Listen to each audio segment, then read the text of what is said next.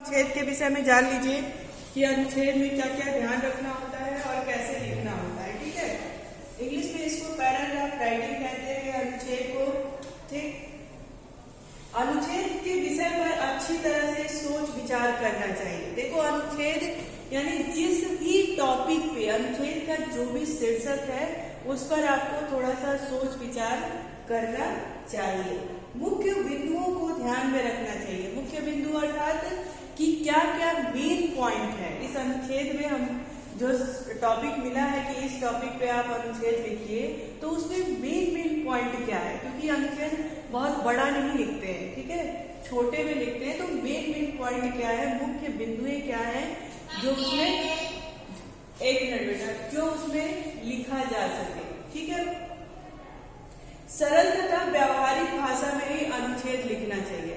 अब अनुच्छेद लिखते समय हमें क्या ध्यान रखना चाहिए कि उसकी भाषा एकदम साधारण हो, सरल हो और व्यावहारिक हो। व्यावहारिक का मतलब हर एक लोग उससे परिचित हो, है ना, ऐसी भाषा में अनुच्छेद लिखना चाहिए। इसका उद्देश्य ये है ताकि आपकी लिखी हुई बातें, आप क्या कहना चाहते हैं, वो हर लोगों को आसानी से समझ में आ जाए। ठीक है, उसके बाद क्या होता है, अनुच्छेद 100 से 150 शब्दों में लिखना चाहिए। अनुच्छेद बहुत बड़ा नहीं लिखा जाता है ना, पैराग्राफ बहुत बड़ा नहीं होता है। ठीक है, तो 80 शब्दों से होता है, 80 से 100, 100 से 150 तो कम होता है, लेकिन 80 से 100 यानी 80 to 100 वर्ड्स में आपको पैराग्राफ राइटिंग अनुच्छेद लेखन लिखना चाहिए। क्लियर है यहाँ पे?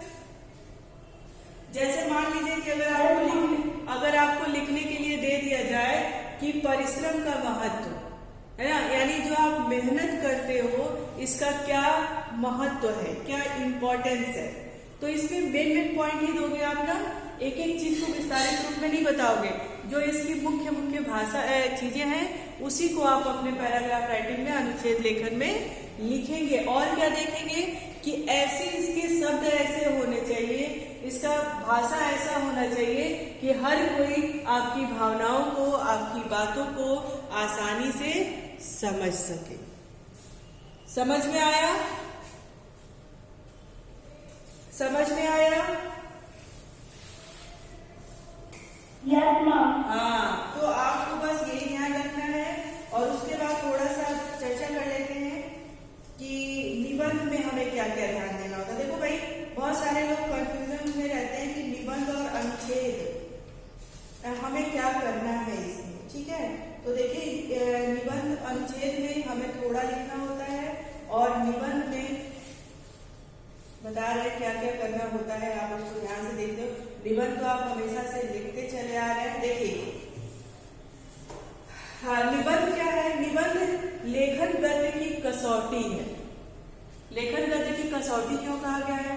भाई मान लीजिए कि अब आपको कोई शीर्षक दे दिया गया और उसके विषय में कहा गया कि भाई इतने 100 से लेकर के 150 शब्दों में निबंध लिखिए।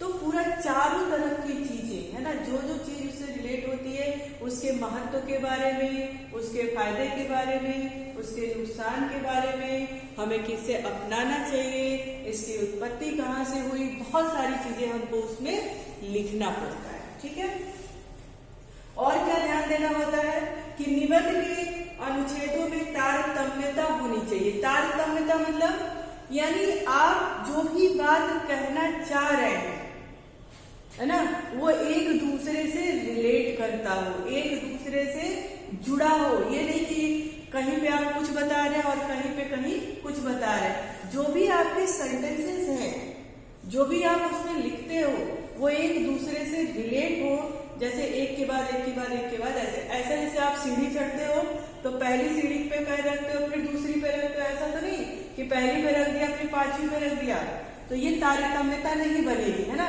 तो निबंध लिखते समय इतना ध्यान रखना चाहिए कि जो चीजें हम लिख रहे हैं आपस में वो कोरिलेट करती हैं। ठीक, कूद के यहाँ से वहां नहीं लिखना होता है। ठीक है, तीसरी बात क्या ध्यान रखेंगे कि निबंध लिखने वाले के व्यक्तित्व की छाप होती है। व्यक्तित्व की छाप यानी आपका भाव उसमें होना चाहिए, है ना। क्या आप समझते हैं, किस तरह से आप इसमें मतलब कहाँ तक इस चीज को आप समझ पाए, यानी आपकी भावनाएं भी इसमें होनी चाहिए। शब्द सीमा निर्धारण को ध्यान में रखकर निबंध लिखा जाता है। देखिए, निबंध लिखते समय हमें विशेष रूप से ध्यान रखना चाहिए कि हमको निबंध कितने से कितने शब्दों में लिखने के लिए कहा गया है ना। तो शब्द सीमा जो दी गई है उसका ध्यान हमें रखना चाहिए निबंध लिखते समय। उपहार संहारात्मक अनुच्छेदों में सारांश को समाहित किया जाता है। उपहार, उपसंहार, भाई देखो जैसे होता है कि हमने बहुत सारी बातें बता ली है ना, और आखिर में हमको उन सारी बातों को छोटे से में समझाने की बात होती है, वही हमारा होता है उपसंहार, है ना। तो जैसे होता है ना कि भाई आप जैसे कोई कहानी पढ़ते हो, उसमें कहते हो अंत में क्या पूछा जाता है, इस कहानी से आपको क्या सीख मिली। इसी तरह निबंध लिख रहा हो, कुछ लेख लिख रहा हो, तो अंत में ऐसे कुछ लाइन होना चाहिए, उसी को उपसंहार कहते हैं, ताकि हमको वो बड़ी सी चीजें छोटे वे में समझ में आ जाए कि आप अपने निबंध के माध्यम से क्या कहना चाहते हो। कंक्लूजन जो आप इंग्लिश में कहते हो, ठीक है। उसके बाद क्या ध्यान रखना चाहिए, विराम चिन्हों का सम्यक रूपेण प्रयोग अनिवार्य है। आप कहते हो ना निबंध लिखते समय कि मैं 5 नंबर का निबंध लिखा तो है मैंने, लेकिन मुझे इसमें 2 नंबर मिला है, और इसी निबंध लिखने पर उसको 3, उसको 4, उसको 5 मिला है। तो जानते हो नंबर कैसे कटता है, आप विराम चिन्हों का प्रयोग नहीं करते। और निबंध लिखते समय या फिर कोई भी लेख लिखते समय हमें विराम चिन्हों का उचित जगह पे प्रयोग करना चाहिए, है ना। हर चीज में ठहराव आना चाहिए, रुकावट आना चाहिए, हमें रुकना आना चाहिए। तो भाई कोई निबंध लिख रहा है, कोई अनुच्छेद लिख रहा है, तो उसमें विराम चिन्ह कहाँ पे लगना है, कैसे लगना है, क्यों लगना है, ये सारी चीजें उसमें होती है, ठीक है। तो निबंध में अगर नंबर कटते हैं तो उन्हीं सब चीजों के आधार पे आपके नंबर कटते हैं। तो इस बार जब आप निबंध लिखोगे तो विराम चिन्हों का भी ध्यान रखोगे कि किस जगह पे विराम चिन्ह का प्रयोग हमें करना है, ठीक है। उसके बाद क्या होना चाहिए, निबंध भूमिका, विषय वस्तु, विस्तार और उपसंहार में विभाजित होना चाहिए। देखो निबंध लिखते समय सबसे पहले तो आपको जो टॉपिक मिलता है ना, तो विषय वस्तु की बात करें, निबंध भूमिका, तो पहले तो एक स्ट्रक्चर तैयार करो कि भाई अगर जो भी विषय हमें मिला है तो ये है क्या, पहले तो हमको उसका मतलब आना चाहिए ना, कि इसका मीनिंग क्या है, इसका मतलब क्या है। तो पहले आप क्या करोगे, एक स्ट्रक्चर तैयार करोगे, फिर उसमें विधिवत रूप से विधि पूर्वक लिखोगे, फिर विषय वस्तु का विस्तार करोगे। यानी अगर आपसे कह दिया जाए कि मेरा देश महान, ठीक है, अब मेरा देश महान, अब इसमें कह रहा है कि पहले भूमिका लिखना है, तो पहले ये तो बताओ कि मेरा देश कैसे महान है, पहले उसका एक खाका तैयार करिए, स्ट्रक्चर बनाइए, उसके बाद उसको विस्तारित रूप में लिखना प्रारंभ करिए, तब जाके आपका निबंध लगता है कि हाँ इसमें कुछ है, ठीक है, बच्चे ने कुछ लिखना चाहा है, ठीक है। उसके बाद अंत में उपसंहार भी होना चाहिए, कि अंत में उपसंहार की बात हमने बताई ना, कि जब हम छोटे में लिखते थे कि हाँ इसका मेरे कुल कहने का मतलब ये, ठीक, ये उपसंहार की बात हो गई। उसके बाद आप देखेंगे कि निबंध कितने प्रकार के होते हैं। तो निबंध वर्णनात्मक होते हैं, विवरणात्मक होते हैं, विचारात्मक होते हैं और भावात्मक होते हैं। इस बात का ध्यान हमेशा आप रखेंगे। जब इतनी बातों का ध्यान आप रखेंगे तो कभी भी आप निबंध गलत नहीं लिखेंगे, ठीक है। तो आज के लिए आपका होमवर्क है, नोट करिए, 26 जनवरी पर बढ़िया सा एक स्पीच लिखना है या फिर निबंध लिखना है, ठीक है। 26 जनवरी पर खूब बढ़िया सा निबंध लिख करके आप लोग व्हाट्सएप ग्रुप पे भेजेंगे मंडे को। कब भेजेंगे, मंडे को। आपके पास सैटरडे संडे 2 दिन रहेगा। 26 जनवरी गणतंत्र दिवस पर आप एक निबंध लिख करके व्हाट्सएप पे भेजेंगे। हाँ, और ध्यान रहे बच्चों, ये आपका 5 नंबर का टेस्ट है, जो लोग नहीं भेजेंगे उनको नंबर नहीं मिलेगा। क्लियर है? तो आपका होमवर्क क्या है? आपका होमवर्क क्या है? 26 जनवरी गणतंत्र दिवस पर लिखना है आपको निबंध, ठीक है। निबंध निबंध निबंध, ठीक है।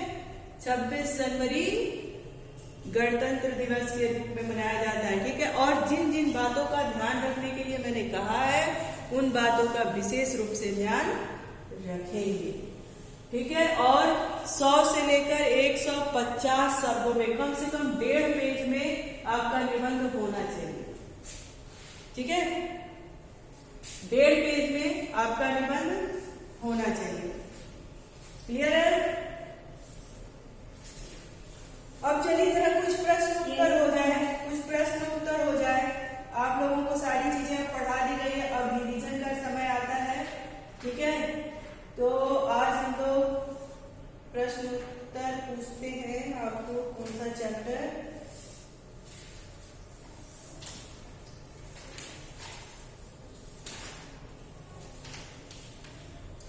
चलिए आप शुरू से पूछते हैं, ठीक है। भाषा पहला चैप्टर है आपका। वैसे भाषा मेरे भाषा पूछते हैं।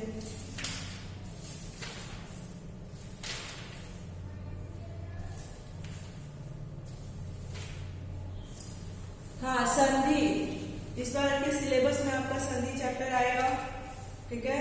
सिलेबस भी इसके बाद हम आपको दे देंगे कि आपका सिलेबस क्या है फाइनल एग्जाम का, ठीक है। अब बताएंगे, जिसका भी नाम लिया जाएगा वो बताएगा, उससे जो भी प्रश्न पूछा जाएगा, ठीक है। तो अब हमको बताएंगे परिच्छेद सूरी। परिच्छेद परिच्छेद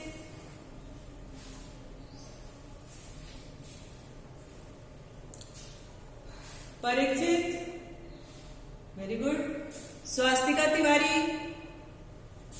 स्वास्तिका।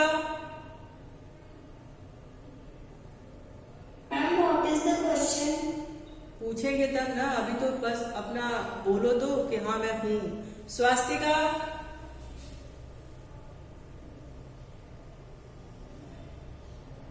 ठीक है। मानसी पाल, सुनिए मानसी पाल, आप बताएंगे कि संधि किसे कहते हैं?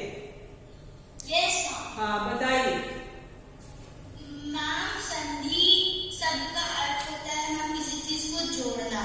हाँ मैम, जब दो पार्ट्स के वर्ड होते हैं मैम, उनके मेल से मैम जो विकार उत्पन्न होता है उसे संधि कहते हैं। बिल्कुल। संधि के भेद कितने होते हैं? Ma'am,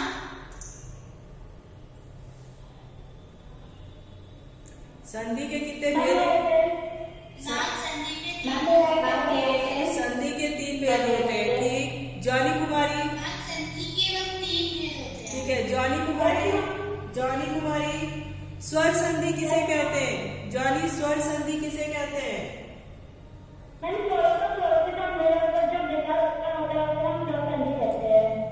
okay. Anushka Pawar, Anushka. Yes ma'am. व्यंजन संधि किसे कहते हैं? मैम, व्यंजन का व्यंजन से, स्वर का व्यंजन से और व्यंजन का स्वर से नहीं होने पर जो विकार उत्पन्न होता है उसे हम व्यंजन संधि कहते हैं, ठीक। श्रेया, श्रेया सिंह। Yes ma'am. विसर्ग संधि किसे कहते हैं? मैम, जब विसर्ग के बाद में स्वर या व्यंजन आए और दोनों के मेल से जो विकार उत्पन्न होता है उसे विसर्ग संधि कहते हैं। Okay. Tanu Singh, Tanu. Yes ma'am. Tanu, आप बताइए कि स्वर संधि के कितने भेद होते हैं? मैम, स्वर संधि के 5 भेद होते हैं। कौन कौन से? मैम, रीक संधि, वृद्धि संधि, गुण संधि, यड़ संधि, अयादि संधि। अयादि संधि, गुड। अच्छा, सिमरजोत, यस मैम। सिमर आप बताइए दीर्घ संधि किसे कहते हैं? एक उदाहरण देकर समझाइए। मैम, उसे कहते हैं जो आ का मेल होने पर जो विकार उत्पन्न होता है उसे स्वर दीर्घ स्वर संधि कहते हैं। इसका उदाहरण है हिमनल आलय। अच्छा, दीर्घ संधि, हाँ बिल्कुल। अ का ई का विकार उत्पन्न होता है तो अपने जो वर्ण होते हैं वो किस में बदल जाते हैं?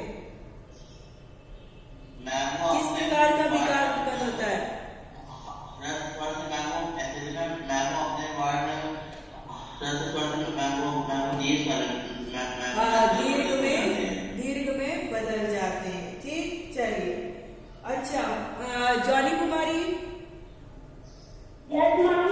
मूल्यांकन का संधि विच्छेद करिए। मूल्यांकन का संधि विच्छेद करते हुए बताइए कि ये कौन सी संधि है।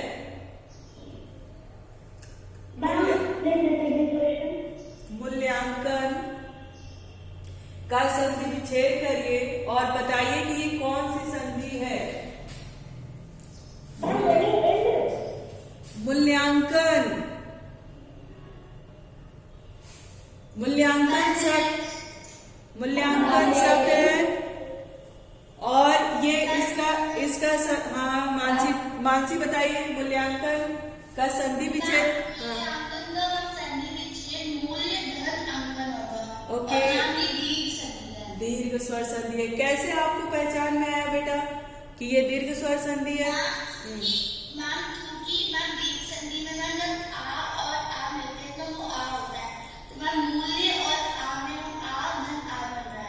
मूल्य धन अंकन है ना, तो क्या मिल रहा है? अ और अ मिलकर के आ में विकार उत्पन्न हो रहा है, इसलिए ये क्या हो गया? मूल्यांकन हो गया। अच्छा, आप मुझे बताइए तनु सिंह, तनु आप ये बताओ कि संधि में और समास में क्या अंतर है?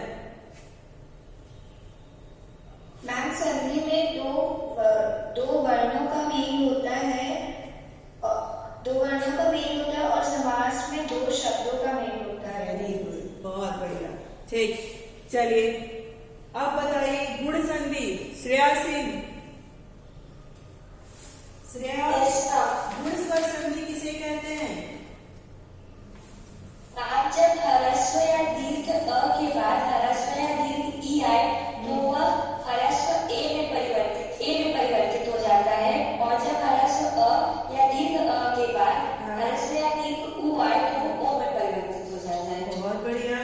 तो जरा ए में अ और ई से जब ए में परिवर्तन होता है तो कोई एक शब्द बताइए, उसका संधि विच्छेद करके बताइए। मैम, जैसे लघोर्मी, लघुधन उर्मी। हाँ, कैसे मिलाया आपने इसको? मैम, जैसे लघु है और उर्मी है। हाँ, सॉरी,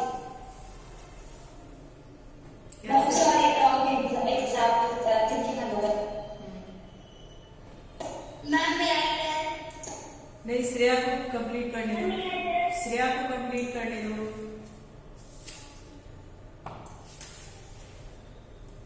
श्रेया,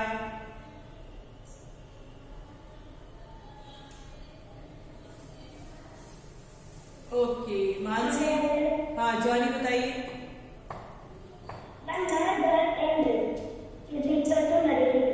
नरेंद्र, तो आपने क्या मिला दिया? अ और ई को मिला दिया। लघु धन उर्मी है ना, ऊ और ऊ मिला तो क्या हो गया? ओ में परिवर्तन हो गया। ठीक है, लघुर्मी है ना। हाँ, महाधन उत्सव महोत्सव। Very good. चलिए अब बताएगा, कौन बताएगा? सिमरजोत, सिमर आप बताएंगे कि वृद्धि स्वर संधि किसे कहते हैं? मैम यदि आ के बाद मैम ए आए तो मैम उसे वृद्धि संधि कहते हैं। आ के बाद क्या आए? मैम ए आए। हाँ, ए या ए हो तो क्या होता है? दोनों मिलकर किससे बदल जाते हैं? अच्छा, आप बताइए जरा, एक उदाहरण दीजिए। सदाधन एव क्या हो जाएगा? सदैव। इसमें क्या क्या मिलाया गया? किन किन वर्णों को जोड़ा गया?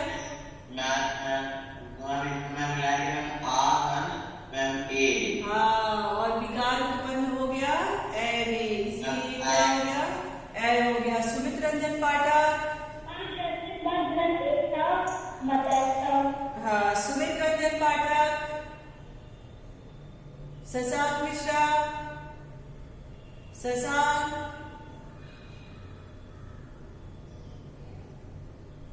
कुछ लोग अपने आप को टीम में। हाँ, शशांक आप बताइए, यड़ संधि किसे कहते हैं?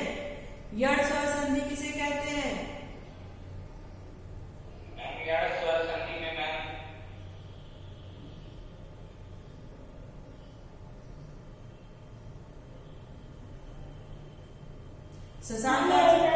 नहीं, शशांक बताएंगे, शशांक बताएंगे। शशांक बेटा आजकल पढ़ाई नहीं हो रही है आपकी? एकदम बढ़िया से छुट्टी बिता रहे हो तो बता क्यों नहीं रहे? मैम जब संधि में मैम ई के बाद कोई आता है तो वो या बन जाता है। मैम ई के बाद क्या आता है? नहीं, यदि ई या ई के बाद कोई ई से भिन्न स्वर आए, पूरा बताना है ना। ई या छोटी या बड़ी ई के बाद कोई भी भिन्न स्वर आए तो क्या होता है? ई या ई का य बन जाता है ना। उदाहरण बताइए कोई, शशांक उदाहरण बताइए कोई इसका। कहाँ पे बैठे हो तुम?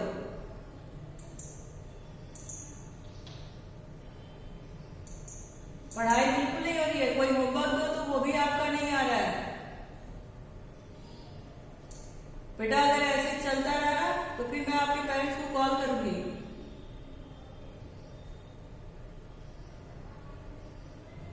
फायदा आप लोग उठा रहे हो। रणवीर कुमार, रणवीर,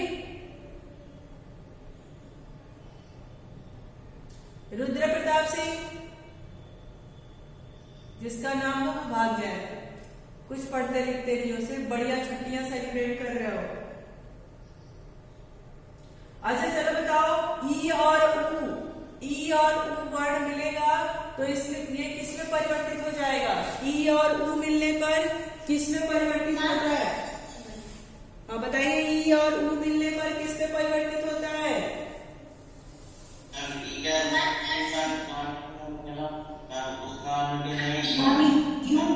हाँ, य पे क्या हो जाएगा? य में ही रहेगा, परंतु मात्रा उसमें लग जाएगी। अगर छोटा ऊ होगा तो छोटा ऊ की मात्रा लगेगी और बड़ा ऊ होगा तो बड़ा ऊ की मात्रा लगेगी।